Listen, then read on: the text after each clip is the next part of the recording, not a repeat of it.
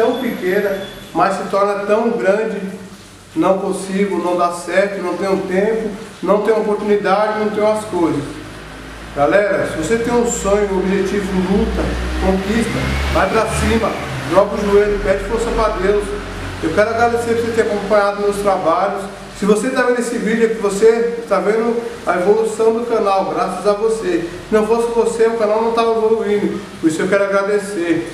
Não esquecendo, dá aquele like para fortalecer o canal, ative o sininho de notificação para sempre chegar conteúdo de extrema qualidade, galera.